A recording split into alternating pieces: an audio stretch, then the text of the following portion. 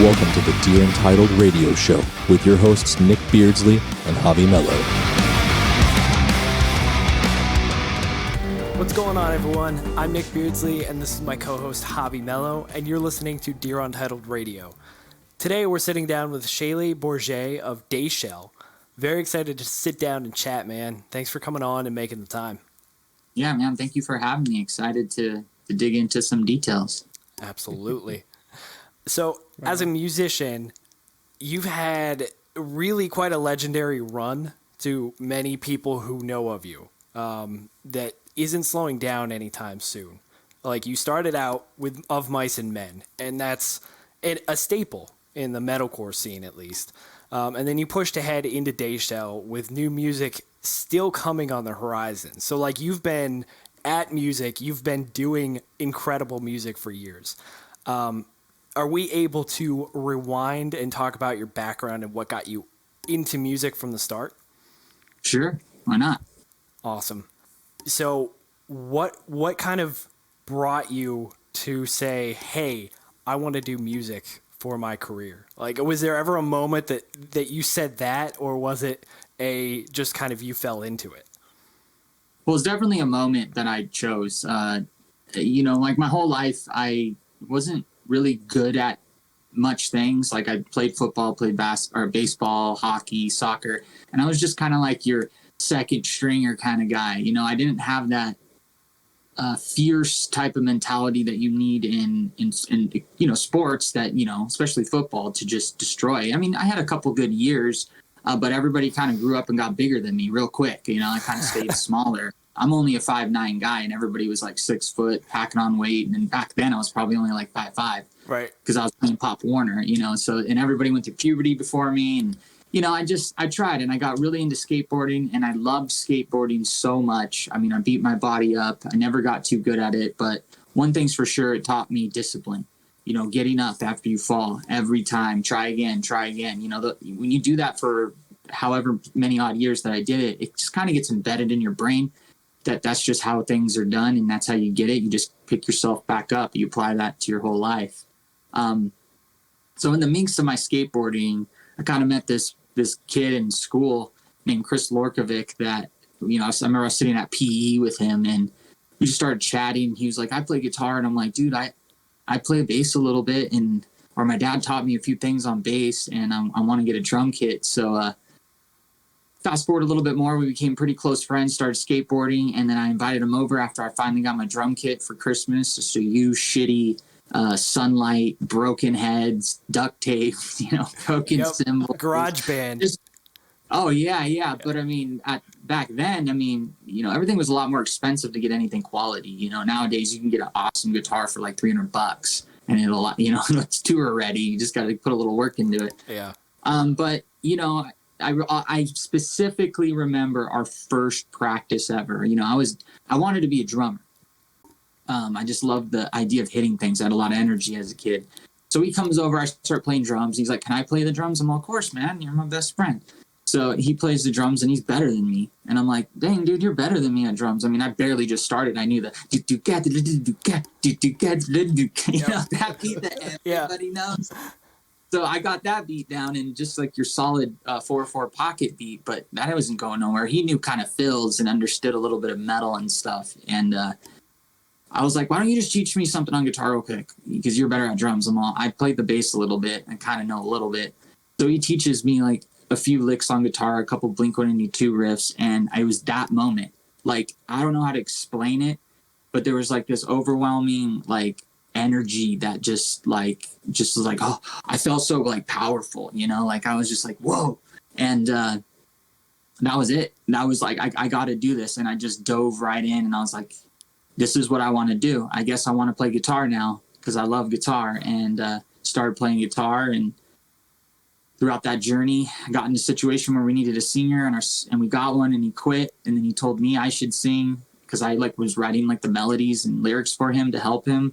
And I took that under my wing, and then, at 17 years old, I became the Shayley that everybody knows today. Wow. Yeah, it's crazy. You didn't even start with singing, and yet, like, that's one of the absolute, like, I never wanted to be a singer. I'm not a front of class kind of guy. I'm in the back of the class with my head down, headphones on. I never liked being the front of things, the center of attention. So that was hard for me, and still is today, being that guy, especially live. I love creating, but live, I don't know. I have a lot of self-conscious issues, I guess. I don't have that confidence that frontmen have. That's why, like, even if a frontman's not really good at his craft, as long as he has that confidence, we all love him, right? Yeah. Right. Kind of how it goes. Like, you got to be good and confident. I always kind of like, I'm good, but confidence, yeah. Yeah, I mean, I was gonna ask that, man. It's like, oh, dang, because I often feel the same way too. Like, if you're that kind, like you're not really into the limelight too much. Like, how it must feel like to be like a front man also. But I mean, I guess having the guitar in front of you too kind of like shields you a little bit. At least for me, it did. You know what I mean? Yeah. It's like it gave you that little bit of separation. I don't know. It's yeah. Weird. Cause like, what do you do with your hands? Like, that one. Who does it? Yeah. Will Ferrell. I think he's like, what do I do with my hands? I still don't know. Yeah. Unless I'm like holding the microphone. I'm like, do I? I can put my arm up for a little bit, but that gets redundant. There's many of musician vocalists that I'm friends with who do like the mirror poses, and they're like, yeah, this is my stage presence. Like, I know they practice in the mirror, and it's like a very I understand that, like, myself. It's just like, what do I do with my hands? Like, okay, I have a mic, or I'm singing into a mic. Are we getting the crowd up? Or that's got to be very challenging. It's a lot easier when you have a crowd that is going nuts for you. You just feed off of their energy. But in my circumstance, basically always playing for a lot of people that don't know you, that are just staring and just wondering what the hell they're listening to. It's kind of hard. So I feel like if I ever got into a place where, I had thousands of kids in front of me singing along, who gives a shit about my hands? They're all here for me. Let's go, Very true. I love that. So Shayley, so you've been throughout your entire career, you've been under a few labels, man. I know that you've been under Sumerian, what was the other one? Spine Farm? Yeah. Mm-hmm. And then with Of Mice and Men, Rise Records as well. Correct. All right, and so my question to you would be like, now that you're independent, what are some of the pieces of advice that you've taken, being signed to now being DIY and all that you could potentially share with like, up and coming bands and stuff like that? Like, I know like funding and all those things. I know that all comes into play. A lot of the younger bands don't really get that just yet, but they maybe want to have a long career like yours. Yeah, well, it's kind of hard to say or kind of hard to give advice because, my career kind of I started out when I was in high school, and I had my very first band, and it's basically Dayshell, pre-Dayshell days. It was a band called Covette. I got signed in high school from a sister label from Warner Brothers called Science Records, and we were supposed to be the next Incubus. That was their idea. We got a big advance at that time for a nobody garage band for like $30K. They invested in that. We got Jonah Matranga from Far. I don't know if you guys are familiar with him back in the days. Well, he was kind of like a big name in the grunge era. He was the singer of a band, and he produced it. And then we had Cameron Webb engineer and mix it. So it was this, I kind of got my foot in the door quite young. Wow. And then from there, it fell apart. And then I got the opportunity for Mice and Men, and that kind of just like I went from here to here. So when I went solo, I had a following. I didn't have to go through this. I mean, obviously, when I started playing, ever since I was 14 till I got signed, I was playing free shows every day. I was slinging flyers at different schools. I was giving out demo CDs. I was on MySpace doing all that stuff, trying to get an audience and doing what I could. But I didn't have to like grind for like 10 years to get my foot in the door, so to speak. Now, I didn't make any money even when I got my foot in the door, but at least I got familiarized with what was going on. So when I did leave Of Mice and Men, I had a little bit of a following to work with and not start from scratch. So that was quite easy for me to get onto a label immediately. Yeah. I had labels knocking on my door basically when I left Of Mice and Men and announced Dayshell. They were all excited. But after, being signed to 2 labels on Dayshell, and it just not working, for whatever reasons. I just, going independent, especially, but the times are shifting constantly, and it's just a matter of kind of trying to keep up with that. But for me, after being on those 2 labels, not making a penny, not really understanding where these budgets were going. And this is no disrespect to them. This is just because I honestly don't even really know the true stories of how things happened, because I'm just the band and they're the label. Right. But for whatever reason, I don't know. I just didn't really understand what was going on. I understood the money that they were giving us to do the album, but as far as marketing goes, I didn't really see that, and I didn't understand it. So, once I was off Spine Farm, I eventually took the band solo because, I am the core writer of Dayshell, hands down. I'm the guy, Dayshell is my middle name. It's based off of me, but I had people in the band that were in my first band when I was in high school that we got signed to Covet. I brought them back, and for whatever reason, that didn't work out in the time that, Spine Farm was, letting us go or whatever. So I decided to just go solo, you know what I mean? And at that time I was, newly sober because I was dealing with alcoholism for like 10 years from a back injury and depression and all that stuff. And it kind of consumed my life. So I kind of wanted to turn it around, but I knew I needed to turn it around alone. I needed to face this battle alone. So I went solo, and, again, there's just no shade at any label or anything, but for the first time in my life since I went solo, I made money off my music. I was able to see where my funds were going. I was able to make decisions wisely, or at least according to my budget and my things, trying not to get myself in more debt. I mean, sure, if I was on a label, the idea is a label to take your band, like, make it 4 times bigger, but it never happened in Dayshell's case. So to take that risk again was like, no. Besides, I can't. If I take this risk and I get this, little advance to do my album, and I'm not making any money, I won't be able to have my house. I won't be able to live. And then I have to have a full band to pay for. You know what I mean? So solo was my best option. And I guess if there's any advice, sorry, I dragged this on for so long. It's all good. If I had any advice, it would just, get smart, get confident, work hard at your music. That's where it all starts. I mean, the whole thing is music's 10% in the industry. Realistically, it doesn't even matter. And that has been proven countless times with shitty artists and acts all over that are massive. It doesn't fucking matter. But if you love music and you're in it for music, then that matters to you.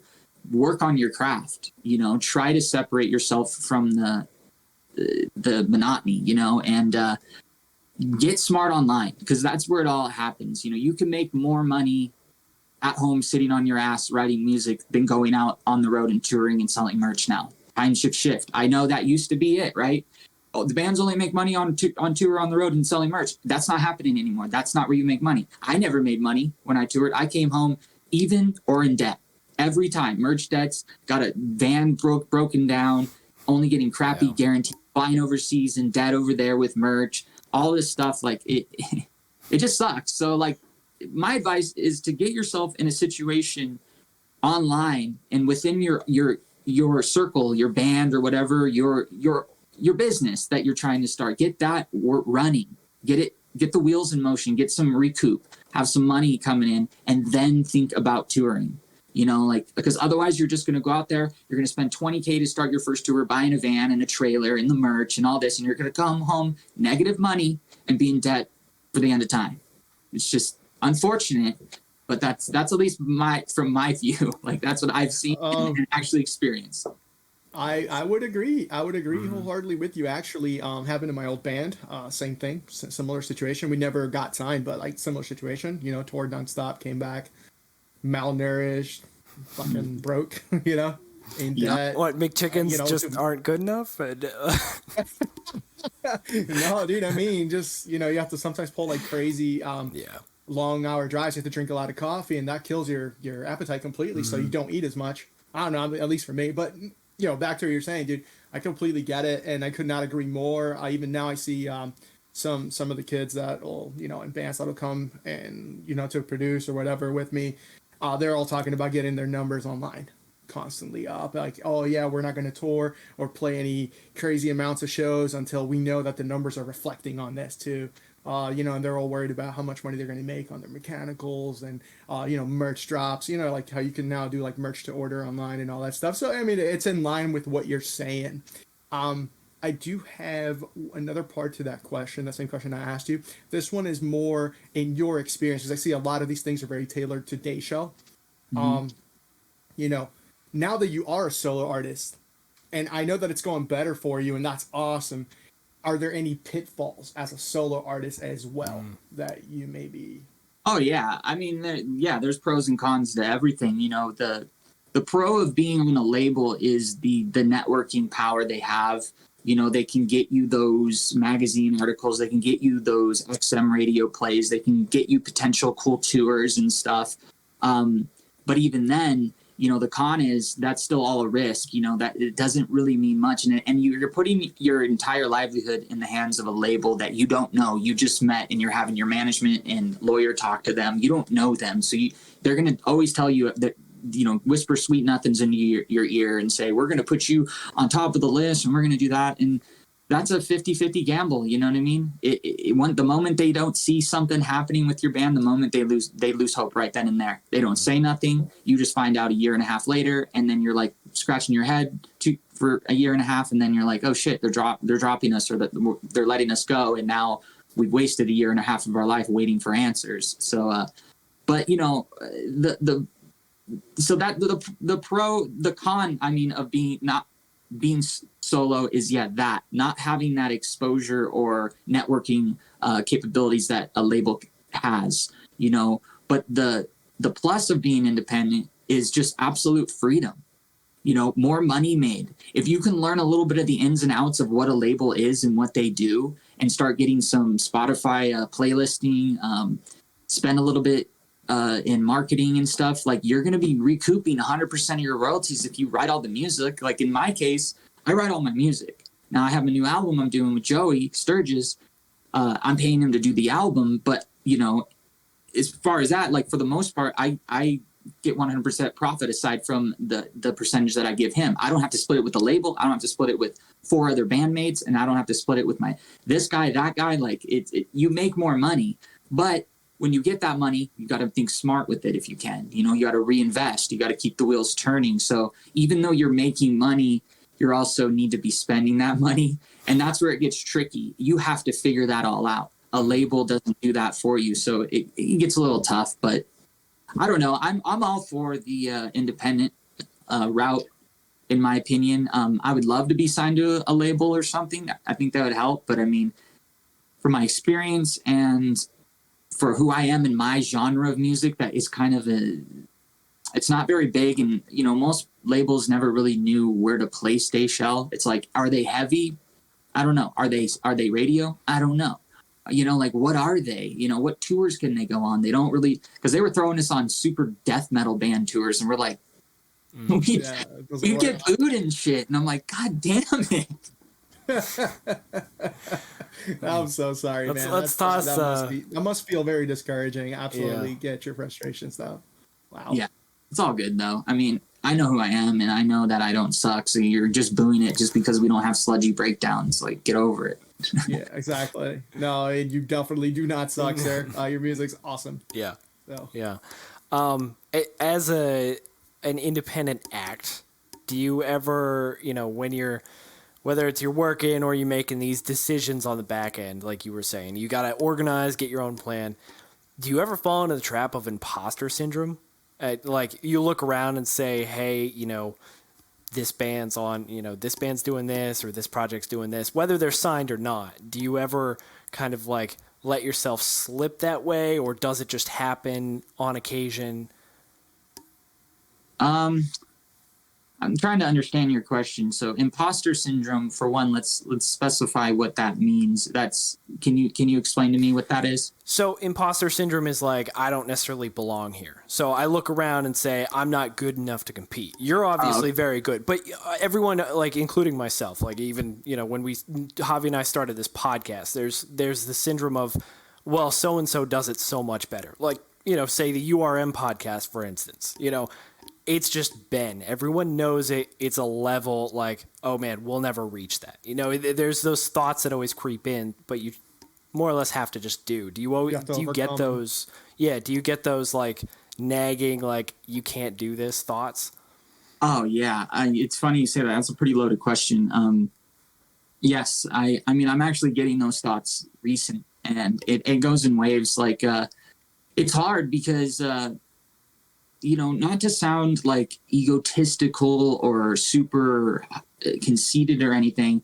I've just worked extremely hard to get on the level that I am as an artist, to separate my voice from anybody's you've heard, to write melodies that are so unique and rhythmics and all these sounds that I make and design, and put so much work into it and realize that potentially it's all for nothing. And for the longest time, I was like, I don't care because I do this for the music. But the older you get and the more you realize how the real world works, the more that weight becomes heavy. Like, okay, that's cool. I love music. Congratulations to me. And I'm good at it. But what is it doing for me? Because at the same time, again, going back to what I was saying, you'll see these other bands and artists that are just whack as hell. And they're just exploding because they got an attitude and they have this personality, and they're on TikTok every day, and they just love looking at themselves, and it's like it gets very discouraging. I at least, especially now, I'm the new album's in mix mode, and I'm getting so much self-doubt and just like, I don't know. And then you're hearing, once in a while I hear a really good song and I'm like, fuck, I'm not on that level. But I'm only one guy here, and I'm trying to justify it in my head, but I mean, that's probably one of the biggest weights that I'd say that weighs on me that tries to stop me from doing what I'm doing, the self-doubts. And that is, being imposter syndrome, or just feeling like I'm actually not even that good. And I'm actually just making all this shit up in my head. And the fans that I do have are just dumb as well, and just fueling the stupidity in my brain, and we're all just stupid, and I'm not even that good, Right. Like I think that, and sometimes I believe that. It's hard because, especially when you're, like I said, seeing these other bands just blow up, and you're just like, what am I doing here, man? I've been doing this for decades now, and I'm just creeping by. Right. Yeah, it's like I've been doing this for so long, and then Joe Schmo over here just started, and he's like almost caught up to me in terms of like metrics, and you're just like, what in the fuck is this? I get it. It's happened to me, man. I can relate to you there. we have there's another band we talked to, and they were discussing about like even before the internet times. You really had no metrics to know who your fan base was. So like even back at that time, it's a different realm of, like you were saying, are my fans stupid? Obviously yours are not. It's one of those things of like, am I just not doing enough, like you said? And yeah, that's a very valid, in this very online social media facing world, like it creeps in everywhere. You see the bands out there doing X, Y, Z, and you're like, ooh, I need to be doing that, or do I need to? Yeah. It's hard. It's hard. Every band and artist is unique, like their fan base is unique. You can follow the flow only so much, in my opinion, before you have to start making your own roads, like you learn the basics, and then you kind of have to figure your own fan base out. And, it's hard though, being independent's hard. I don't know how to do everything. I'm becoming a producer because I want to just keep cutting out people. I'm just so tired of working with people. They're always late. There's always an excuse, always a family member, something comes up. I mean, it's every time with every single person I've ever worked with. For the most part, it's just a delayed process. So I'm just trying my best over here to do it all. But even then, even as a producer, sometimes I finally mix something, I'm stoked about it. I come back a week, I'm like, no, I'm not good. I give up. Like, I can't do this, So there's even more aspects of my career, not just my music, but other things that get imposter syndrome. Yeah. Dude, I relate to you so much on that end of things because I am a producer and that is what I do. I relate to you. Sometimes you'll be jamming something, you're super stoked on it, and you reference against something else that you absolutely love, and you're like, shit, I'm miles away from that. You know what I mean? And you go on this whole thing in your head, and then you fucked everything up more than it needed to be. Then you start over with a fresh head, and bam, now you're on that level, and you realize that shit was all in your head. You know what I mean? But I think it's important, much like you said, it's very important to stay grounded and know, like, at the end of the day, come back to, like, why do I do this and who am I? And once you've gotten that figured out, you're like, all right, dude, I'm Shayley. This is Dayshell. This is my sound. We're fucking doing it. You know what I mean? I think that's a good way to pull yourself out of it every time. But it's tough. Very tough. Yeah, I'm very stubborn too. Like that's another thing. I think my imposter syndrome, if that's what we want to call it, is a little bit more severe than others because I'm very sensitive to myself. Like, I feel like a lot of people just release things. Like, I mean, let's just be fair. Like, a lot of these bands we listen to, they're not really writing a lot of their shit. You know, they're having co-writers and stuff. I am. You know, I am putting that. So it's really hard for me to release anything that I personally don't feel that I'm proud of. So on top of that, having imposter syndrome, it makes it difficult, more difficult than it is to just keep releasing music and doing things. Cause I have to, it has to be the right time. I have to be in the right headspace, you know, to actually complete a song and a project and release it to the world. Otherwise, you know, there's like maybe one or two songs out there that I can't even listen to that I'm ashamed of. Like, I listen to it and I can start sweating, especially when someone's in the room and plays it. I just start ticking like, come on, man, why are you doing this to me? I'm fake. This isn't me. Wow. Not going to ask what songs those are. No. About that off air. So, you know, shifting real quick, right? Kind of like talking about the producer thing. You know, what's like, how has it been for you as a DIY act working with you know, producers like Joey, for example?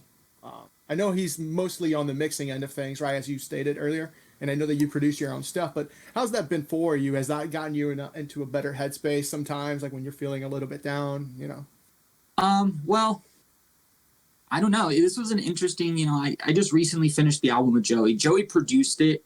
He's not necessarily mixing it. He has his, you know, his team, which is John and Nick that are involved. Nick is doing some of the post-production effects and redoing some of my synths to make them cooler and adding some tick stuff. Joey also got his hands in on, you know, doing some production stuff, cool sounds that just lift the song to another level.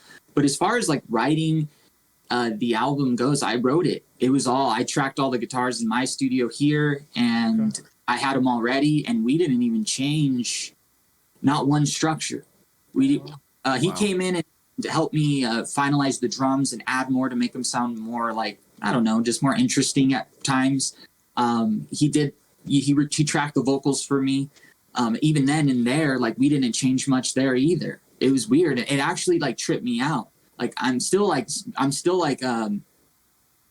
it's hard to believe because I'm like, okay, Joey Sturgis, I know Joey. I've worked with Joey on 2 albums of the Mice and Men. Love the guy. That's why I wanted to go with him. Yeah. Now, the conversation I haven't had with him is like, hey man, so you didn't really ask me to change much. And that really confused me because I was like getting ready, like, all right, Joey's going to come just gut me and rip me a new one and do this. And I don't know if it was because it was good, like he was just like good, or like that he's just switched up his style and kind of like just lets the artist be the artist. I'd like to believe it may be some of both, you know, like like I did good, but yeah, it's weird. It's different. Like they more like this album, I spent so much time on it. I think that's why I got it to a point where it was really, really fine-tuned and combed over for the most part. As far as the writing, the lyrics, and the melodies go, it was just a matter of taking what I did and amplifying it to another level with great mixing,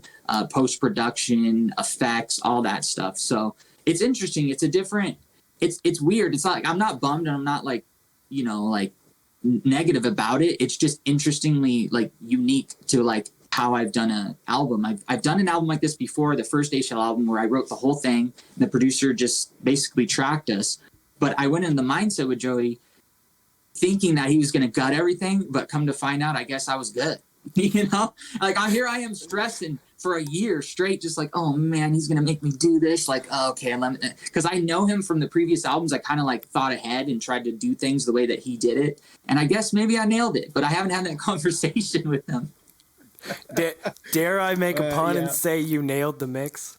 Too soon? Oh No? wow! Hey, dude. I mean, but there's a very good chance that's exactly what it is, though, Shayley. Like you absolutely slayed it on the writing, production, and on all of the structuring of the songs. It's just like the core base of the song. You know what I mean? You Yeah. probably slayed it on that, and he was like, "Dude, this is good. Like I don't know what you want me to tell." You know what I mean? That's Yeah, he most did. likely what happened. But I did have a conversation with him a little bit about like, the structure or something. He's like, yeah, he told me like there was a few places where I feel like we could cut some fat off. But at the same time, he told me, he was like, I don't know, it just works though, like, and I was like, cool, because I'm pretty sure I know what parts he's probably referring to, because obviously I've been doing this for so long, I know, but I just felt like it needed to go again, even though his instrumental part, it's like, I just want to live there a little longer, like it's probably not going to be the single, so why not? yeah, That's true. Yeah, I can get behind that state of of thinking as well. It's sometimes it just feels good, man. It just does.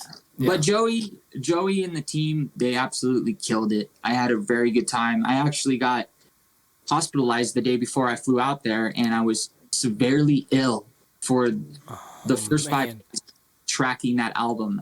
I had to sing sick. I don't know what happened. Basically what happened is Joey flew out to my house to do pre-production and work on the drums and kind of structure them. So he comes out here, and all of a sudden, right before he flew out, or the day of, like I felt my nose was super clear. My throat was like feeling kind of weird, and my head was killing me. So I'm like, oh no. I mean, I've been trying everything I can to prevent being sick, because I knew I could not afford to get sick. So we're talking all the vitamins you can think of, probiotics, just everything, immunity boosting systems. And I didn't even hang out with anybody, and I got sick. So I immediately called my doctor. I was like, dude, whatever it is, give it to me. I cannot get sick. Or if I am sick, I need you to speed up the process as fast as possible, whatever it costs. I don't care. So he gave me like some steroids for the first time. I don't know. And some antibiotics. So I took those, but I don't know. I was just like feeling like 20%, like, and I was acting like I was normal because I didn't want to be all like boggy, and I couldn't, I had to focus. Yeah. So while he was here, I was sick. And it wasn't until his last day that he was here, I was being really sick. Like I was feeling really bad. And I'm like, I better feel better tomorrow. Otherwise, because I'm flying the day after, I don't know what I'm going to do. Like, I can't sing like this. This is insane. So, he leaves, and the next morning I wake up and I'm just as bad, and I'm so weak, and I'm like peeing so much, dehydrated, and I'm peeing like 4 times the amount that I'm drinking water. So I know something's wrong. Wow. Something's wrong with me. So I call my buddy up. I'm like, you got to take me to the hospital, dude. He's like, just go to urgent care. I'm all, no. Urgent care is going to tell me to go to the hospital. They can't even do IVs, whatever I need. I personally feel like I need an IV. I'm dehydrated. My head's killing me. So we go to the hospital. I get all the checks, and they check all my blood for whatever. And they hook me up to an IV. They're like, yeah, so we checked it. We don't see anything wrong. You're probably just dehydrated. And I'm like, I'm not, though. I'm not doing anything. I've been just sitting at home for a week waiting for Joey to get here, like just getting ready and just being very just chill and staying away from people that I not get sick. But, so I was like sitting there, and I was like, I don't know if I could do this. Like, how am I supposed to perform and sing? But at the same time, I can't just cancel, because this is going to like set everything back. They got other bands coming in and shit. I'm just thinking of like, it's catastrophizing in my brain. So I'm like, well, I got to go. I don't care. I have to go. I mean, I've played shows in similar conditions. This is just what I have to do. So I sucked it up. I went out there for the first 5 days. I was there for 10 days total to track all the vocals. And mind you, I'm just doing vocals. So perfect, right? Can't just sit back and play guitar. The hardest thing, aside from drums, I got to do.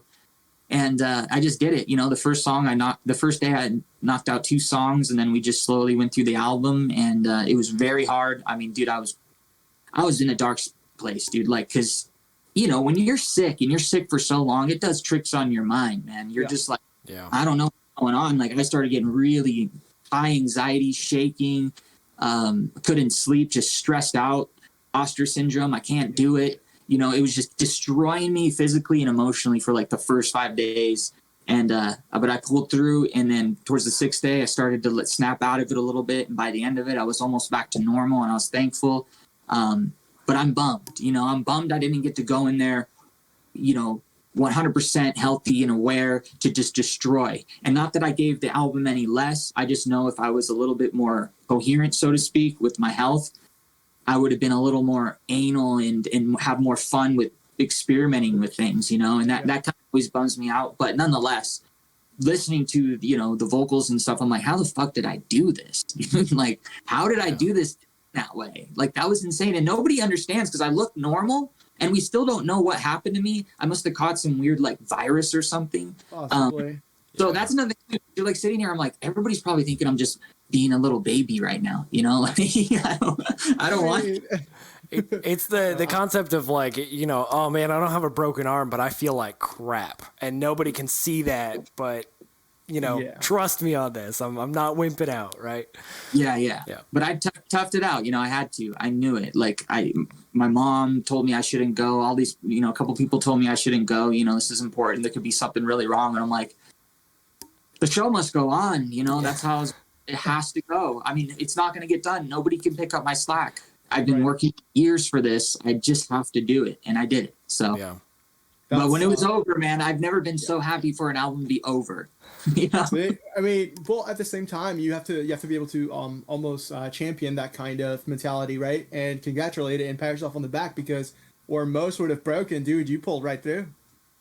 You said, you know, screw this, I'm going. It's happening. Yeah, like it was a good environment though. You know, the studio is located at, you know, with Nick and John, they live there, and it's a big old house, and they're really chill dudes. Joey's a chill dude, super goofy. I had fun. He definitely helped me keep that spirit high and just being silly and making sure I'm, you know, cracking jokes and helped. Because if I was in an environment with people that were partying and loud noises and this, and Joey making me do all these things and changes, like you know, it would have just been so much more pressure on my brain that I would just like, you know, probably just snap.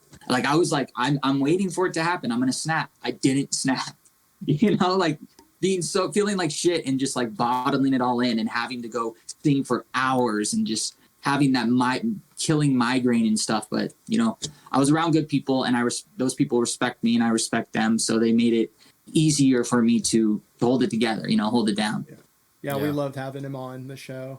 He was such a killer dude to like talk to. Yeah. And, you know, you guys actually share a very similar mindset about that whole, you just got to go out and do it, man. Yeah. Kind of mentality. So that's good. That's probably why you guys, one of the many reasons you guys probably gel so well, you know? Yeah, man. I've been wanting to have Joey produce this album since the first Dayshell album, but he was retired at that time.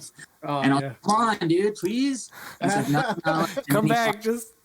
Yeah, and then he heard Mr. Pain, and he's like, dude, all right, I'm getting back into producing. I want to do your album. So we just been talking ever since. I'm like, you're the guy. Because I know he's the guy that's he's only going to amplify. I knew he was going to amplify what I've already done rather than changing to accommodate a certain sound of what's happening. He wasn't going to do that to me, and he didn't. And he was awesome. He just took everything to an extreme level. And I still haven't even heard the mixes yet. So put it that way. You know what I mean? So I just knew. Yeah, and he's smart. He's smart. He knows what's up, and he knows the right people to pick for the job. And I'm just so thankful, you know, like I am. This is probably going to be my favorite album I've done yet. And I can't wait to hear it. Yeah, man. It's sounding tight. It's a lot more aggressive and more linear than, it's kind of like, it's a little more linear than a lot of my albums. Like if you've heard them, they're very sporadic in the genres that I write and put on the album. You know, heavy song out of nowhere, acoustic song in this one. This one's more kind of like this. I mean, it still kind of goes left and right and has the signature Dayshell transition vibes and stuff, but it's more focused, you know. Yeah. Okay, I see. All right. Dude, I'm thrilled. Like when we were talking to Joey, he's like, dude, you got to talk to Shayley. Like, let's get this going. Like, it's a really cool album. Like to hear him say it, and he's like, dude, I think you're gonna like this one. Not that we haven't liked it. Mr. Pain was, you know, I put it on today, obviously beforehand, and it's to the amount of tracks that I know from your discography just shocks me. You know, you let it play. You know, there's one that I have saved again on Spotify. This is me fanboying a little bit. And it's from the first album. It's When You Fall Asleep Tonight.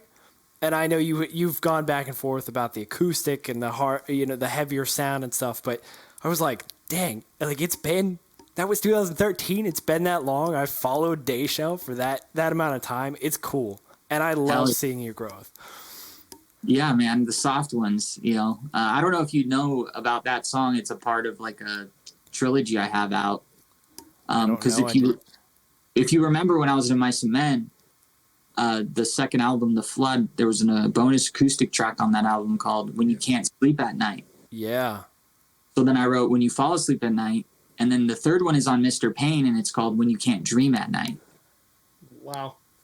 So now we have to go back. This man is out here playing the long game for what, 10 years on that? That's great. That's awesome, man.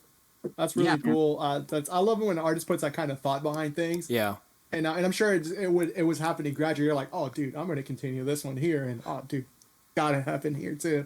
That's awesome. I mean, the thing is, when I wrote When You Can't Sleep at Night in My Cement, that was an accidental song that I started writing because I had my acoustic in the trailer, not in a case, of course, right? And just rolling around and they're getting dense and shit. And I picked it up one day and it was in this wacko, fucked up tuning. And I just kind of fine-tuned it a little bit. And it was a cool open chord. And then I just started to write that song. And that still to this day, I think is the most timeless song I've ever written in my career. And one of the most beautiful tracks I've ever written. So, you know, I just felt like I needed to, but I felt like as an artist, I needed to top it for me. So that's why I wrote When You Fall Asleep Tonight, which I feel like I failed on that one. No offense if you really liked it, but I feel like I failed that one. So then I tried again when you Can't Dream at Night. And I thought that one was really cool, but not better than the original, you know, When You Can't Sleep at Night. So When You Dream Tonight, the fourth one has to top them all. Otherwise I won't release it. You know what I mean? It like has to be the golden child, you know? Wow.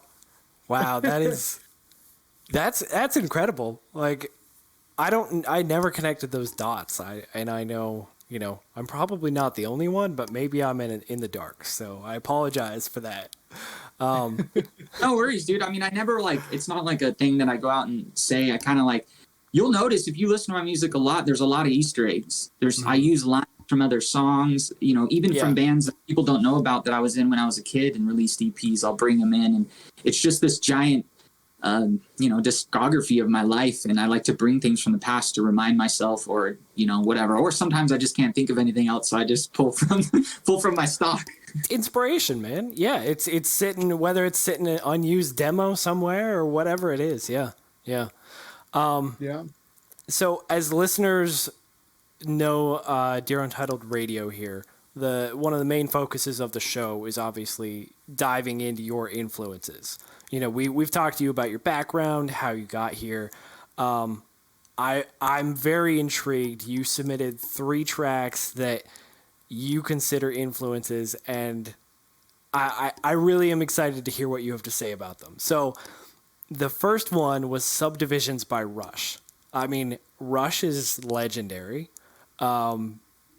What did you pull from this track, or what made you pick this track specifically?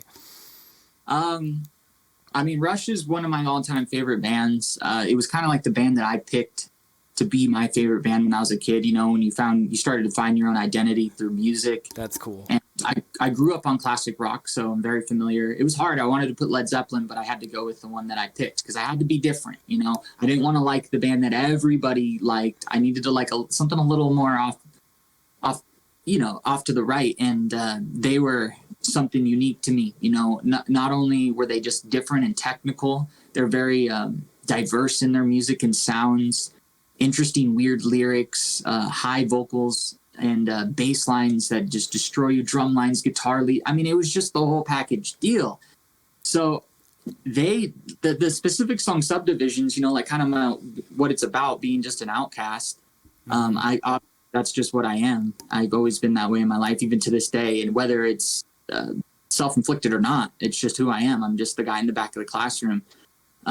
But Subdivisions in general, like, it just influenced me so much with that synthesizing sound that I put into my music. He just, like, you know, Alex Lifeson's guitar leads are just so beautiful and so gracefully. They're not as technical as like a lot of solo artists will shred. He's more of a melody kind of guy when he does his leads, and the whammy bar and all that stuff. I don't know, it's just a huge influence in the drums and how they can change. Like, if you've heard the end of the song, there's a part where Neil Peart changes the cymbal hit to the off time hit rather than, you know, the straight hit. And it's just blew my mind as a kid. And it was on the China too. I was like, who uses a China in 1979 or 80, whenever that fucking album came out? Right. So it was kind of like they were more modern. They felt more modern to me. They were like ahead of their time. So I liked them even more, you know? But yeah, like Rush is my all-time favorite band for many reasons. My personal all-time favorite band, maybe not the best rock band in the world. That's a different topic. But for me, it influenced me the most to want to play every instrument too, you know, because they're all just so good, right? Yeah. One of the best bass players, one of the best if not the best drummer in the world ever. And, you know, an amazing guitar player. Like, I just needed to be like all of them. That's why I play all the instruments, you know? You know, I went back through my Rush phase recently because I was going through old movies I loved, and I started to watch that movie, I Love You Man, again. Have you seen that movie? Do you remember when they start jamming in the dude's garage and it's all the Rush songs? Yep. It just reminded me of that. It's like That's one of my favorite movies. I my buddy. I'm doing that. Yeah. That's so That's cool. cool, man. Wow. Yeah, you can. That's inspirational. You can absolutely, you know, obviously you've relayed this, but to almost put them side by side, you can see what the polls. I mean, I'm sure even the is it Covette was that the first one? Covette. Yeah. So like even at that stage, you know, it was probably pretty obvious of like, oh hey, Rush is, you know, I do want to be different, but I also want to be the best. You know, I want to strive to be the best, and that's held true. I mean, you're still driving, so yeah, you're on this journey. That's awesome. Yeah, for sure. Your second track, and you did mention this previously about Incubus. Sick, Sad Little World by Incubus. Yes, that's a jam, dude. Oh, yeah, it is. That song blew my mind. It has so many elements to like a lot of things I didn't even know were missing in my life when I heard that song.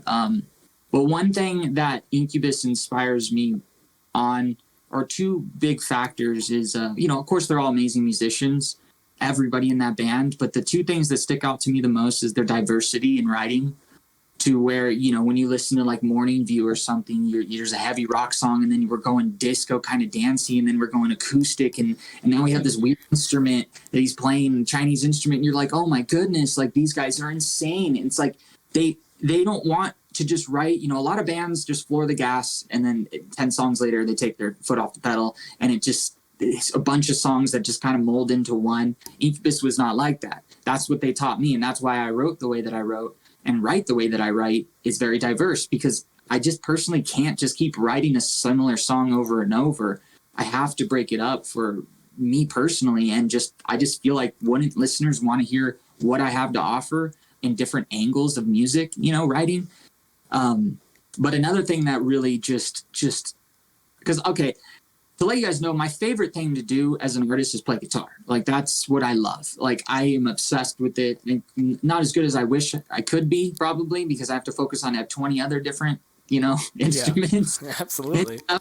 But I love it so much. And if you listen to that song, Sick Sad Little World, Mikey, the guitar player, he goes into this lead that is probably one of the greatest leads in all time. And it's not the shreddiest lead ever. I mean, he does shred pretty hard at the end of it, but he goes through, like, I don't know what he was thinking, but the lead, like, is separated into 4 parts. It's continuous, but there's 4 parts. And each part, he changes, like, his global region of inspiration, if that makes sense. So, like, he starts a lead out and it's, like, bluesy, and then he goes in the second part and then it sounds Chinese. He, like, puts a different effect. He starts pulling the notes like Chinese, and then it gets bassy, and then it goes into a shredder, like, metal lead. You're just like, how did he think of that? And how do you make that flow and not sound corny or pushed? Right, but he figured it out, and that blew my mind. And that started to, like, make me think a little bit more about my music, and, like, you know, I could experiment with that, different types of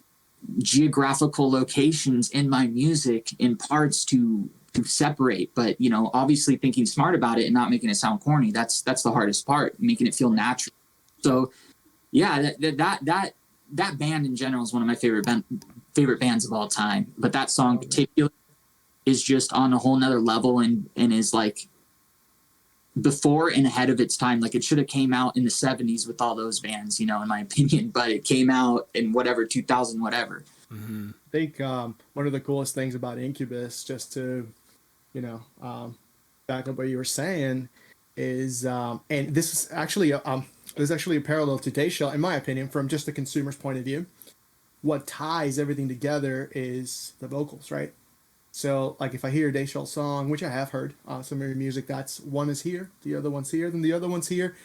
It's always very diverse. I think that is kind of the embodiment of your writing, just from a consumer's standpoint. But the vocals always tie it full circle back in together. You know what I mean? Mm-hmm. And I feel the same way about bands like Rush and Incubus. More Incubus than Rush, because Incubus is, like you said, very all over the place, but in a good way. Yeah. But in a really good way. I just want to make that known. It's in a very good way, very pleasing way. Hey, let's get the facts out there. As much as I love Geddy Lee, I don't really like his voice half the time. Okay, I'm sorry. It's something else. It's an acquired taste, for sure. It is. Yeah. But sometimes he gets it. You know, like Free Will, Limelight, stuff like that. You're just like in Subdivisions. You're just like, oh, thank you. But then other ones, you're like. You know, yeah. I get that. But Incubus, like almost 90% of the songs I've ever jammed from them, it's always been a hit when it comes to vocals for him. Yeah, he's an amazing vocalist. Super good, especially live. He's so crazy. And I think that was always, to me, the identifying factor back into being like, oh, that's Incubus. I mean, obviously you hear his voice, you know it's him, but it's like, oh, but that's Incubus though, you know? I don't know how else to explain it other than that. That's the way, you know. You get that feeling. You're like, oh, that's them.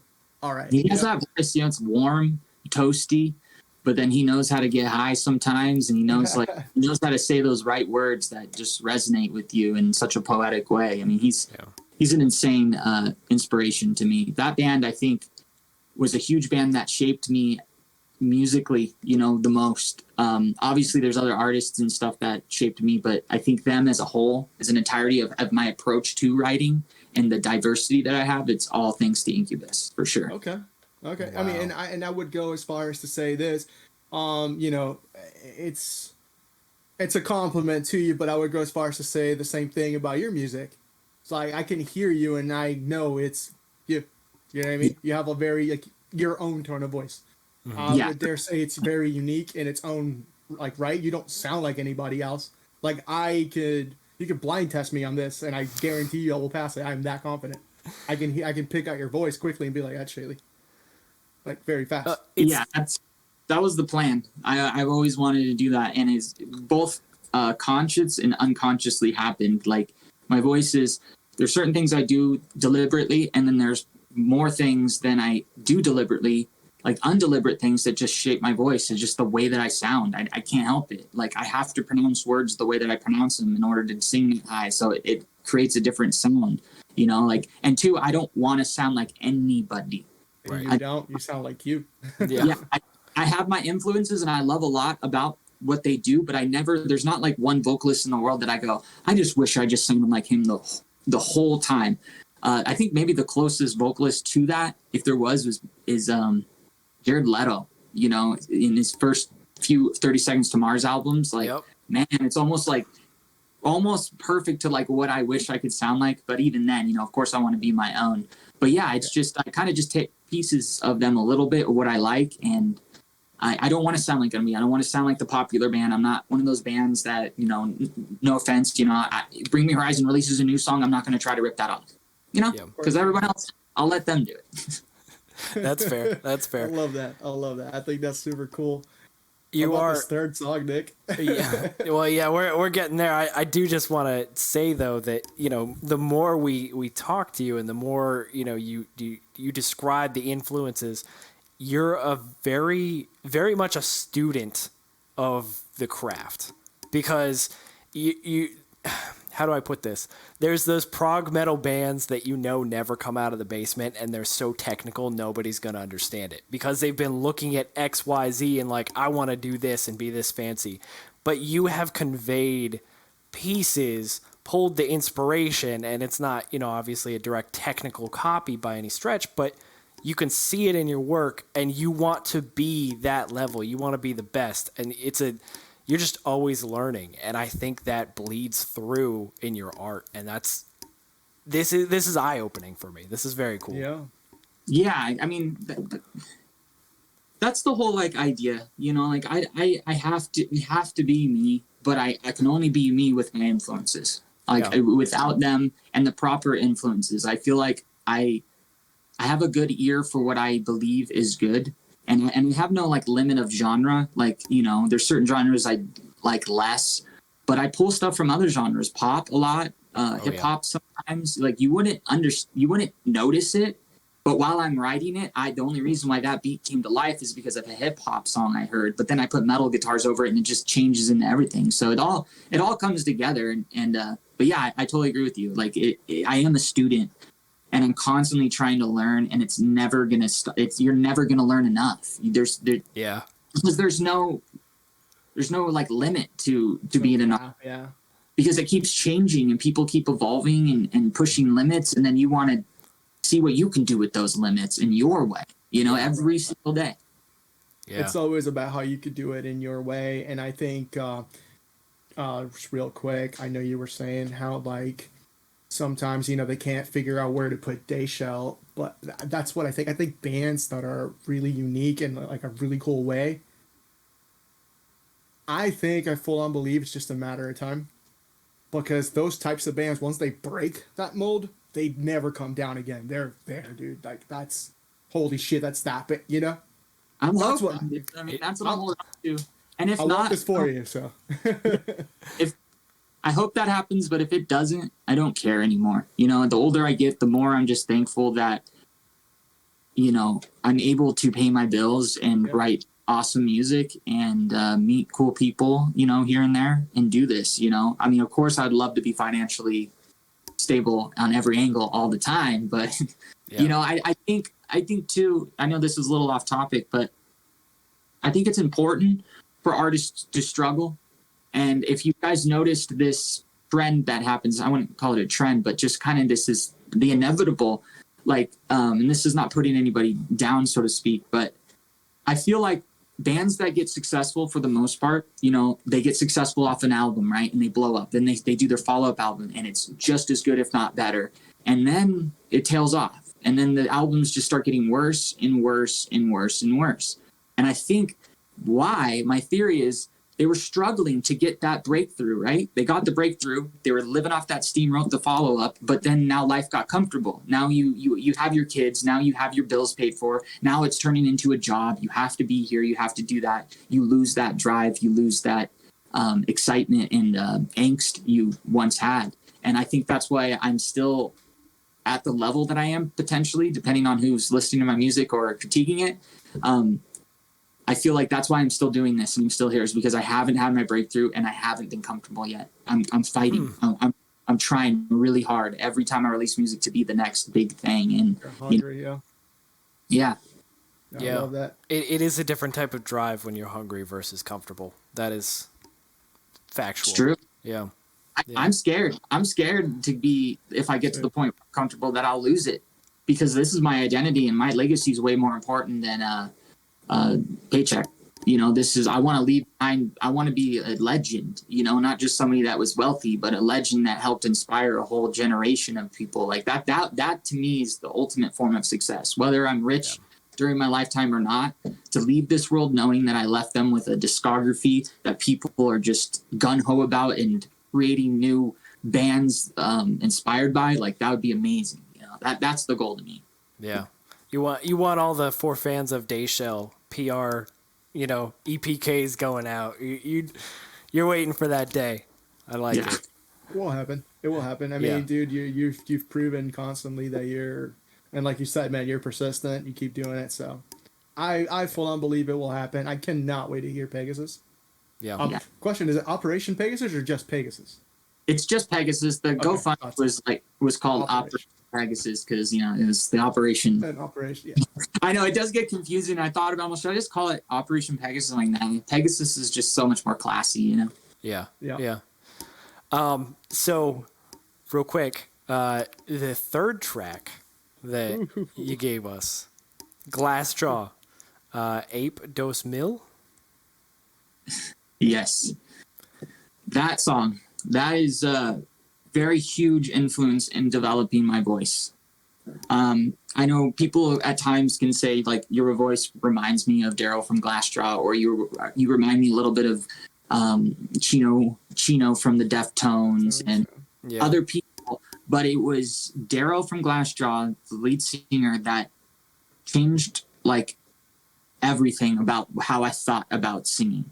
I never heard of this band. I never heard that kind of style of music until one day it was dropped in my lap, and I was like, you mean to tell me, like, he's just, like, saying words the way that they're not supposed to be said, and he just has his own crazy approach and accent, and you can just see, like, the spit flying out of his mouth when you're listening to him, that he just doesn't care, but he also cares so much. Like, he has so much passion behind it. He's not giving a shit about the way that he's said this word, or, you know, and that just changed my mind. And I was like, oh, okay, so what you're telling me is I can do whatever the fuck I want. What you're telling me is I can sing any way that I want to sing this part, and I could change vowels to accommodate the way my voice works, and there's no rules. Right. Okay, well, game on. So that was it. That was when my voice took a turn. That was when I first started singing and went, oh, okay, so there's no boundaries. I'm just going to figure out my own path and sing the way that I sing, and that will make me me. Obviously, I sound a little bit like Daryl sometimes with his vibratos and stuff, because that's what I was inspired by with him, a big part.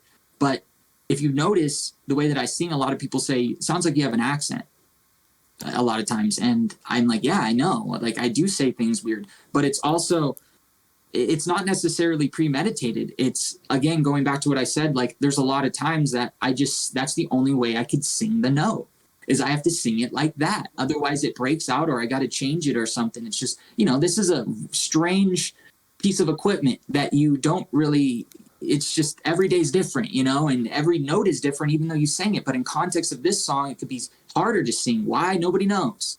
But, you know, yeah, so Daryl was huge, dude. Like, still one of my favorite vocalists of all time for that, to show me that there was absolute freedom in your voice. And this is aside from melody. This is just the way you present your voice. You know, melody came with tons of other artists, but him, man, I don't know. I had to put him on the list, because without him, I probably wouldn't have half the style that I have. Wow.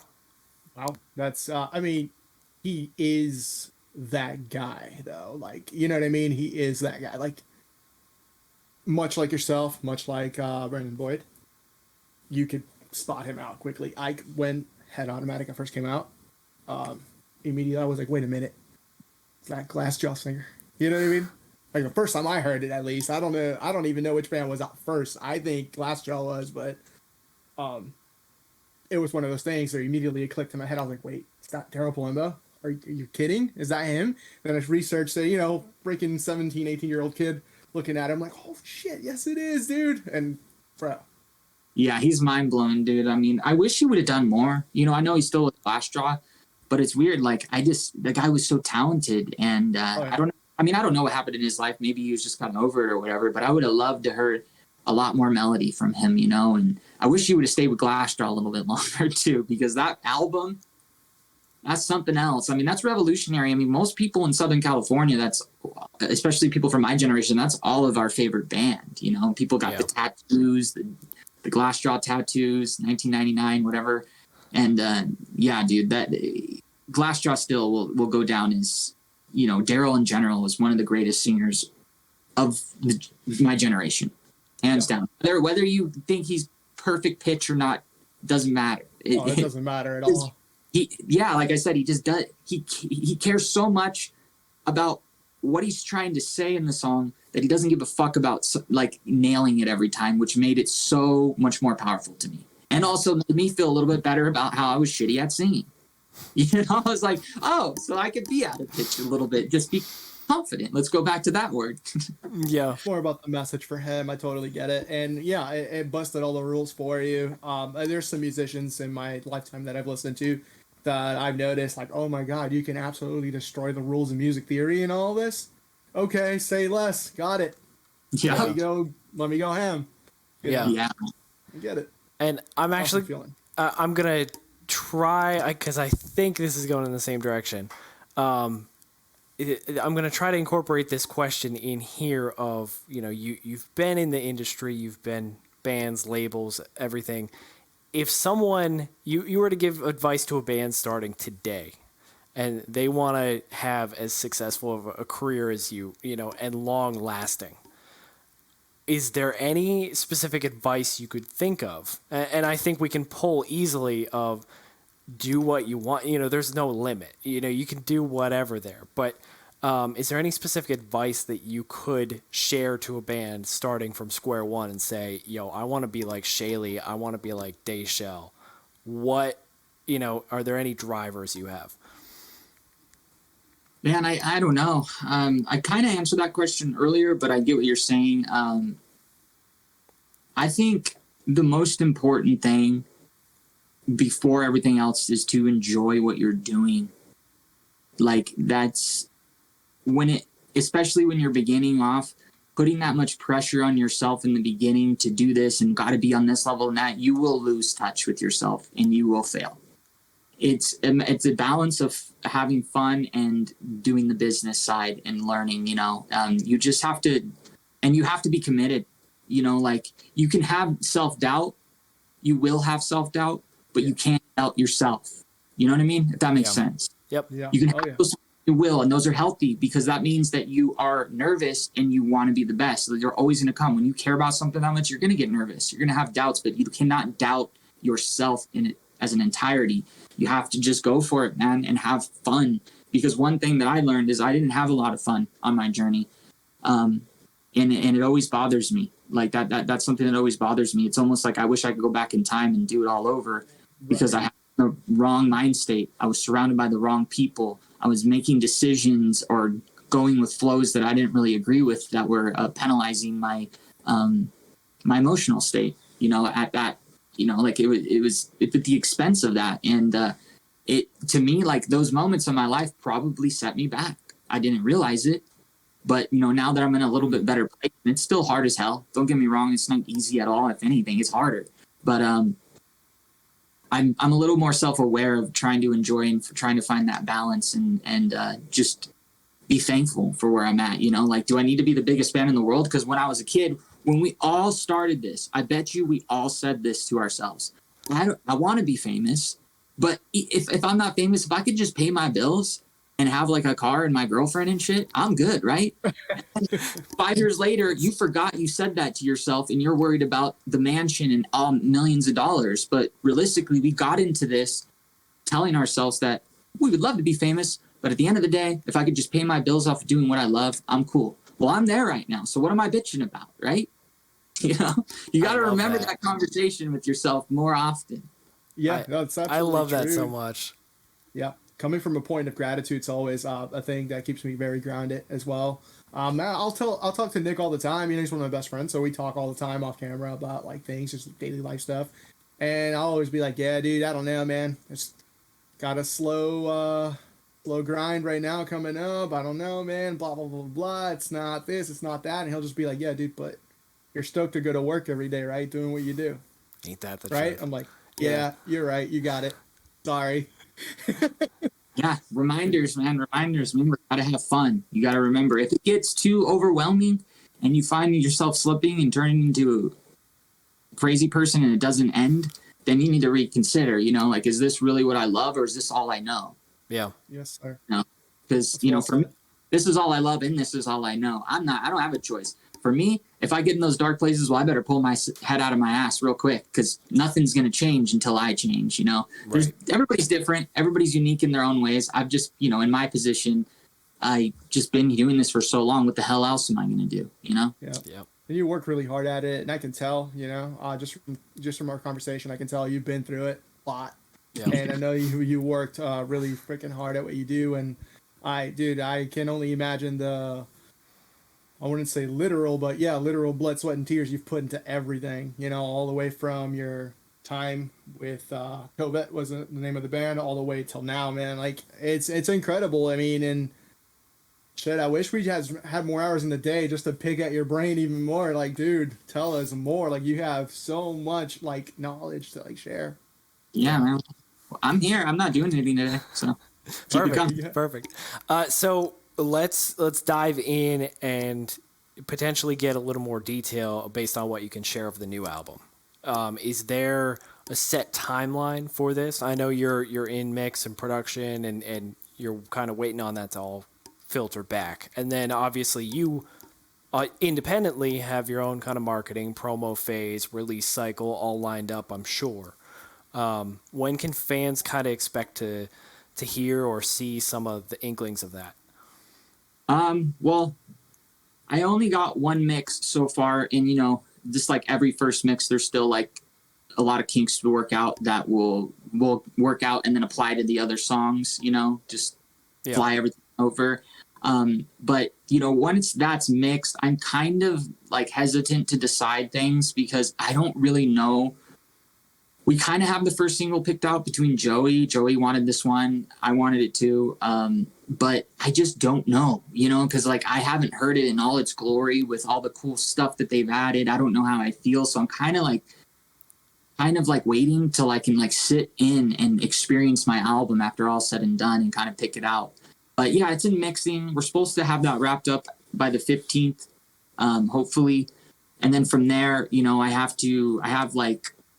I want to release 3 or 2 singles before the album drops, and then the third one when it drops. And I want to get some music videos or something done for that. And then I wrote a song. I don't know if you guys are familiar with the streamer Dr. Disrespect. Yep. Yes. So I'm a huge fan of him. And years ago, like 2-3 years ago, I started writing this song. And it was like this kind of reminded me of Dr. D's kind of music that he plays when he's streaming, which is like a synthwave kind of stuff. And I started to write, and these lyrics just came to me, but it was a lot of his lingo that he uses. Like he has tons of different catchphrases, violent speed momentum, blonde pigeon toes, there's all these funny things he says. So I started to write this song about him and wrote this story in my head, what it's about. And basically, I'll try to sum it up as fast as I can. The story goes, one of his gaming friends he games with is named Tim the Tap Man. Yep. And he's kind of like the butt end of each joke. He's he's not the best player, but he's funny guy. Love that guy. Yeah. But the story goes, Tim the Tap Man gets so fed up with Dr. Disrespect and banishes him to planet Pigeon Toe. And the only way to get back, he banishes him to planet Pigeon Toe and takes over his arena and all of his fans, and he changes his name to Dr. T. And then Dr. Disrespect has to get his way back home, but the only way to get home is to rock his way back. But also, that him getting back home and reclaiming his throne at his arena isn't his main importance. His main importance is getting there before his daughter's graduation, high school graduation. Because if he doesn't, Mrs. Assassin, which is his wife, is going to kick his ass. So that's the whole plot, and the song kind of describes that as it goes. That's awesome. That is a journey. That one I'm excited for because I'm going to do like a green screen music video, and Dr. Disrespect has this thing each year that he calls Doctober, where fans submit a fan video of him doing whatever, dressing up like him or whatnot, and I'm going to try to get it in on that mix, and hopefully he sees it and then asks me to buy it for his interest song. Dude. This is dude. He's thinking sig placements already. Dude, not even that. This dude's playing 4D chess over here. I mean, that's awesome. That's so much fun though, and I love that. At least for listeners. So I started Dear Untitled. Yeah, I started Dear Untitled as basically a fan. Like I never really dreamt that I'd get to be in this position and meet artists that I grew up loving. Right. And it's one of those things I think of, it's nice to see, obviously, musicians, as as well as I do now, but, it's like your idols are humans as well. They have hobbies, passions, interests, and to see that really, it connects it, because Javi and I are both gamers, and we're, it's a very cool, little connect the dots for a lot of people, and to see the personality in someone they admire so much, so talented, and just see oh man, he's going all in on the fandom, and that's amazing. And I love your passion. Like, telling this story is like, I feel it, and I'm excited.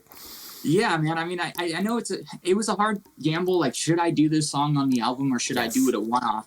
But I knew that Joey would able to bring the song to that level of, because, you know, we're talking about Dr. Disrespect, you know, 2-time back-to-back, multi-millionaire. He has his own studio. I need to come with full class, you know, and be like, I can't give him no half-ass shit. I can't produce this shit myself. So I knew Joey and his team would take it there. Incredible. I haven't even heard the mix yet, but from what they did do it prior to me leaving the studio, I was like, oh my goodness, dude, this is on another level. This is a whole experience, you know, like this song it takes you somewhere, you know, and it's vibey, it's dancey, it's catchy, it's everything that you would want in a song, plus it's about Dr. D, you know. Yeah. And for the people that don't even know Dr. Disrespect, it's not going to be a problem. They may be a little bit like, what is he talking about? LCD, LED, 1080p, Sony technology. I say that in the song, you know, like, what is he talking about? But so many references. It's going to grow on someone. There's going to be like again, like you said, Easter eggs. Yeah, there's going to be light bulbs that go off 5, 10, 20 years down the road. Oh, like, whoa. You know, like the one we got earlier today when you were talking about the dude, I feel like connecting or 4 songs, sorry. I'm so embarrassed.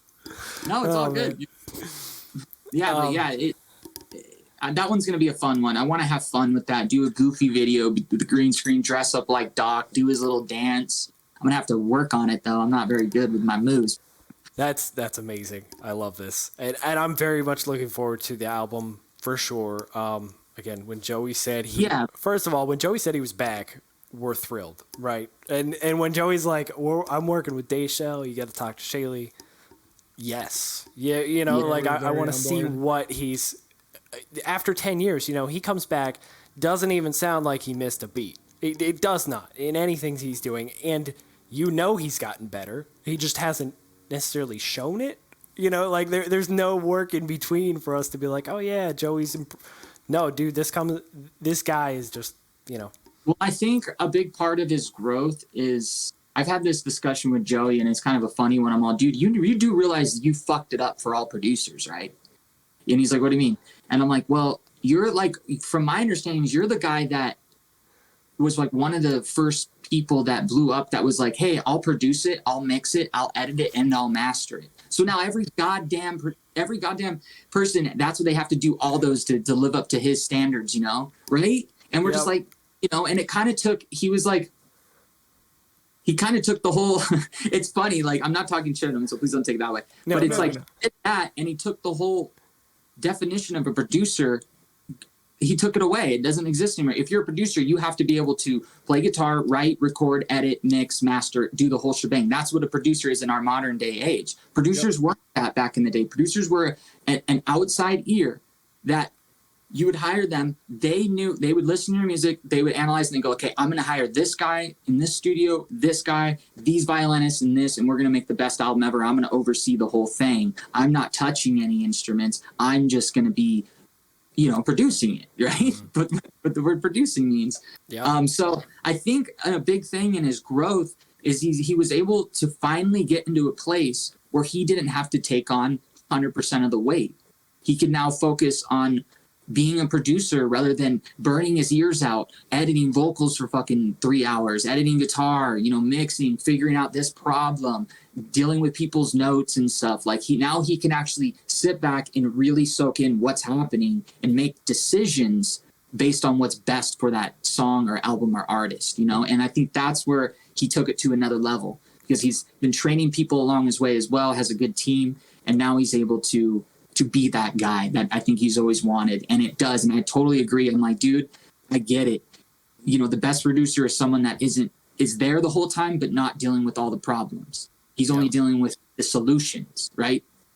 So, like I love it. I'm so thankful for him to do this album. And you know, like, again, going back to, like, I can't believe that he didn't have much notes for me, but I think I did tell him all, I think, you know, he's a huge influence to me, you know. I've known him for, you know, 13 years plus or whatever, but he's always been one of my biggest influence. And I didn't even know that. When I met him, I had no idea who he was. I'm like, who's this nerd? you know, like this guy, you know, really uptight at that time, you know. I'm sure. But I mean, we still got along great, and I loved working with him. So I knew that the way that he worked, he would be able to see my vision. And I think a lot of it was, since I kept him in mind the whole time, I tried to be like Joey in a sense, right? I tried to think like Joey, because I knew if I was working with Joey, this is what he would do. So I predicted his movement.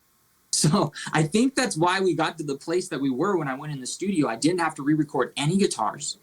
They said all my DIs were great, which is amazing because, I mean, I don't know, right? Like, I've never sent my albums off to a professional producer to critique my DIs, right? Right. Yeah. Oh, they're great. They're actually really clear, and we're not used to this. And I'm like, what?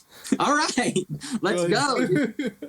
It's a testament to what you can do, man. I mean, your production skills are also improving. So there you go. Yeah. So I think like it's just been, we were meant to work together because I've been working to impress him this whole time, and so, to some degree, whether it be not self-conscious, but I don't know. You know what I'm trying to say? Like in the back of my mind or in the forward of my mind, like I've been trying to be on his level because he's one of my biggest influences. So by the time I did get to work with them, I was ready. You know, you were really ready. Yeah. Yeah, I was ready. Did you do so who did Mr. Pain? Like who did that album? Was it you or obviously you wrote everything, but like who did it on the mix side of things? I wrote most of that album. You know, I had 14 tracks on that album. When I did that album at that time, that was when I first went independent. I didn't know if it was going to be my last album. You know, I was under the impression this is probably going to be my last album. Times are changing. Nobody cares about me. I'm not signing to a label, this, that, all the self-doubt. So I'm like, if I'm going to do this, I want to go out with a bang and put 14 tracks on an album. Let's just push it out there. I'll put all kinds of different music so people can hear what I'm made of. Like, I'm not pigeonholed into any box. I want them to understand that if this is my last album, Shay was something different, you know, like he was unique. But it was just this guy, just this nobody at the time in Phoenix, Arizona. And yeah, he helped co-write a few parts and helped tighten it up. And he did a pretty good job for what it was, you know, like when I listen to it now, I'm just like, oh, it's quite dirty. There's some mistakes made, but I mean, there was literally just two nobodies trying to make something. And for what it was and what we did, 14 songs in a month, it's insane, you know, like we pulled something off, you know, and a lot of people really love that album, you know, so. I definitely really like it, and holy crap, was it really 14 songs in a month? Yeah. Wow. Yeah. Respect. I mean, I had most of the material written, I'd say like 80%, but then, you know, he came in and he was a really good guitar player and he's a good songwriter. So he helped me formulate and, you know, fix things and do stuff. He was a real producer, you know, coming from my first album, which I would say that we produced it, or I self-produced it. Not that I got the credits for that. But we just recorded what we had and he mixed it. You know, we recorded real amps and stuff, and that was really cool. You know, and Nexus, I started to work with a producer that was a little bit more hands-on, and then Mr. Payne, he was really hands-on. You know, in hindsight, I appreciate it all, but it was too hands-on in the direction that I was going. Not that I think the songs are bad, but he took a lot away from the way my creative thought and how I envisioned things happening and sounding. And for better or for worse, I'm not who's going to really know, you know what I mean? They're still good. Yeah. But in my mind, I like Joey's approach, right? I like him because I take a lot of fucking time to do these songs. And then for me to take them to you and be like, no, let's make it halftime and let's make it digital, put a digital part here. I'm like, no, dude, you know, he just adds, he just stacks, and we take away, you know, I'm not stubborn at all by any means. So if he wants to take something away or this or that, and if he has a logical approach, let's do it. You know what I mean? You just have to have a good argument, in my opinion, of why you're doing something. Yeah, of course, because chances are you've already thought about that digital part and all that shit, and you already 86'd it in your own head. So why bring it to the table? You know what I mean? Yeah, exactly. I get it. Wow.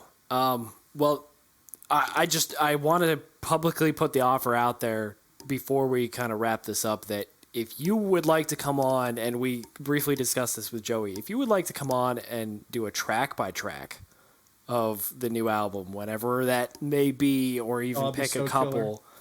I would love to I would love to unwind your brain once again, because this has been incredible. I mean, it's the next tier of whatever you may call it, business, music, thinking like you're just you're functioning and operating for music in your career at a different level than, 99% of people. And I love it. This has been inspiring for a lot of people, I'm sure. Hell yeah, man. You appreciate that. I mean, we don't even know. Like, the thing is, I always get a little worried. Like, am I, when you ask me to give people advice, I'm like, I don't know if I have the right advice, like, I don't know. Imposter syndrome. I don't know. Am I really good? Yeah. Like, no.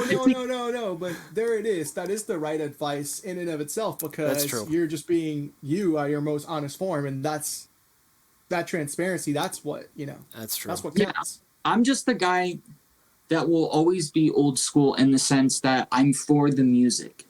Like, I live and breathe music, and art is a form of life for me. So I care most about that. So, a lot of my advice or opinions comes from that place. Cause I don't resonate with this modern era of TikTok influencers doing this and doing that and saying you do that. Like, cool and all, and you're more successful, but like, art is your identity, man. Like, it's like, I couldn't be those. Not that what they're doing is bad. If it's working for them, congratulations. And if you enjoy it, hell yeah, dude, more power to you. But for me, like, that would just be me lying to the world all the time, and that would destroy everything that I built my entire life. I have to be honest, and I have to keep pushing my boundaries and be the best I can be, but also find that fine line of sanity where I can appreciate it. And it's getting harder, though, if I'm being really honest. As years go on, like I mentioned earlier on, it's getting harder as the years go on. Bills are starting to become more real. My future too, like, okay, well, how much longer can I do this? You know what I mean? How much, like, it's hard, but I mean, I guess that's what makes it interesting, right? Like, you're always trying to figure something new out. But I just wish that part would just relax a little bit and just allow me to rock a little more, Just like, let me have fun. Like, stop making me worry about all this stupid online stuff, trying to make money and find more fans. Can't they just find me naturally? Fuck. Yeah. Go to MySpace, for crying out loud. Come on. Oh, man. Well, yeah, if you guys want to do a track for track, I'm down to do that. But Joey has to be there, too, because he knows a lot about this. So get him in. That would be so... Dude, that would be such a sick conversation. Have you both in the same, stream talking? Oh, man. I took a lot away from Nick and I both. I can speak for Nick in this one. We took a lot away from our conversation with Joey. And I can speak for myself. I'm taking a lot away from my conversation with you as well. Yeah. Yeah, so right on. It's really good stuff, man. It's really good material, at least personally for me. So I'm finding growth in all of this too. Yeah, right on. That's cool. Well, so to kind of tie up some loose ends, people can find Dayshell on Facebook, Instagram, YouTube. Is there anywhere specifically that you engage more, or you would want to direct people if they are listening to this and looking to find out who Dayshell is or follow you in a more, let's say, committed sense? I don't know. I'm a huge fan of just like, go listen to my music. Close your eyes. Don't look at my face. Don't care about what I do. Don't do nothing. Listen. That's how I always listen to music. Like, I didn't care about what they looked like, what the song name was. Once I heard something I liked, I just kept repeating that over and over. And then finally, after months, I would finally kind of go down a rabbit hole to figure out what the hell I've been listening to for the past 6 months, And, but yeah, man, just listen, and really listen to my music. Try to understand what I'm trying to do. And it's an ever evolving, mission I'm doing. Like, I don't know where I'm going to go. One thing's for damn sure. After this album's done, though, I think there's got to be some type of big shift in my writing. I feel like I have plateaued at what I finally found the pinnacle of what I've been trying to do since the first album to this album. So what am I going to do next? Rewrite that album? I need to grow somewhere. I don't know where that's going to be, but I need to do something. I don't know. I was going to do it on this album, but then I reverted back to what I know, and I'm glad I did, because now I finally found it, especially with Joey giving me the sonic youth the songs need, just everything, and kind of finding out those little details that I missed. That's what a great producer does. He finds, I'm a good songwriter, but I'm not perfect, right? Yeah. Amazing producer, but he's only as good as the artist that he's working with. he can be so good with a good artist. Now, when us together, game over, dude. You know.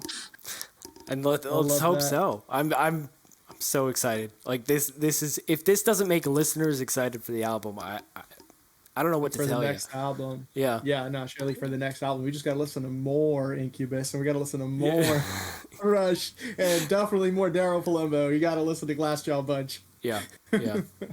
Awesome. Well, again, to kind of conclude this, thank you so much. This has been enlightening for many, and look, taking the time to let us just pick your brain, this has been cool. I'm excited for fans to hear all of it and your inspirations. So, yeah, man.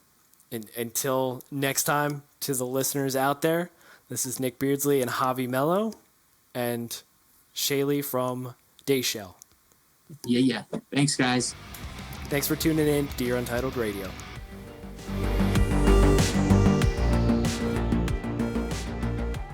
Dear Untitled, here for the artists supporting the creatives.